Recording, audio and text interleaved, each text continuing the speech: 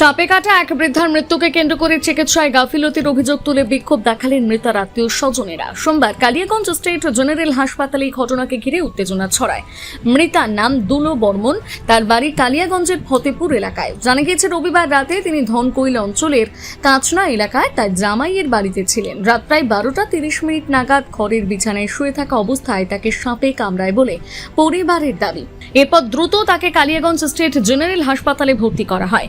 মৃতার জামাই অজয় রায়ের অভিযোগ, হাসপাতালে নিয়ে যাওয়ার পর কর্তব্যরত চিকিৎসক ও নার্সরা জানান সাপে কামড়ানোর কোনো স্পষ্ট লক্ষণ দেখা যাচ্ছে না। রাতভর তেমন সমস্যা না থাকলেও সোমবার সকাল থেকে বৃদ্ধার শ্বাসকষ্ট শুরু হয় এবং তিনি ক্রমশ নিস্তেজ হয়ে পড়েন। পরিবারের দাবি, বারবার চিকিৎসকদের বিষয়টি জানানো হলেও প্রয়োজনীয় গুরুত্ব দেওয়া হয়নি। সঠিক সময়ে যথাযথ চিকিৎসা না পাওয়ার কারণে বৃদ্ধার মৃত্যু হয়েছে বলে অভিযোগ তাদের।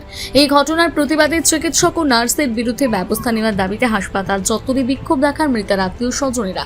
খবর পেয়ে ঘটনাস্থলে পৌঁছয় কালিয়াগঞ্জ থানার পুলিশ বিক্ষোভকারীদের লিখিত অভিযোগ জমা দেওয়ার পরামর্শ দিলে পরিস্থিতি স্বাভাবিক হয়। এই প্রসঙ্গে মৃতের জামাই অজয় রায় বলেন,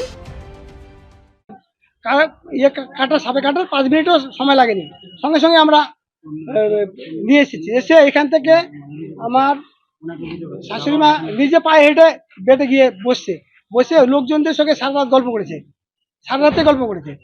কিন্তু এখানে যেটা আমরা আজকে রিপোর্ট পেলাম সেটা হচ্ছে যে সাপে কামড়েছে, ভর্তি করেছে, কিন্তু ব্লাড টেস্ট করে নাকি সাপে কামড়েছে রিপোর্ট পাইনি। তারপরে চিকিৎসা কিন্তু হয়নি। কিন্তু আমার শাশুড়ি মা আমাকে ওখানে বললো যে আমাকে ঠোকর দিয়েছে, আমি দিয়েছি, কেটেছে।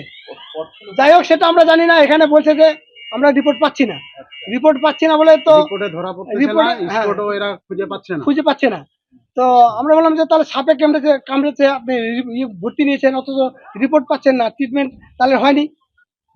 একবার জিজ্ঞাসা করতে গেছিলাম, মানে বারবার করে বলছি যে সাপে কামড়ে, আমরা সাপটা দেখেছি, আমরা সাপটাকে ধরে নিয়ে আসতে চেয়েছিলাম। কখন উনি মারা গেছে? আজকে 11:30 দিকে মারা গেছে। আপনাদের মূলত অভিযোগটা এখন কি রয়েছে? অভিযোগ যে ডাক্তারদের এবং যারা নার্স সিস্টাররা আছে তাদের গাফিলতির জন্যই হয়েছে। আমরা বারবার বলেছি, সকাল সারা রাত ভালো ছিল, সকাল থেকে একটু শরীর খারাপ হয়ে যায়।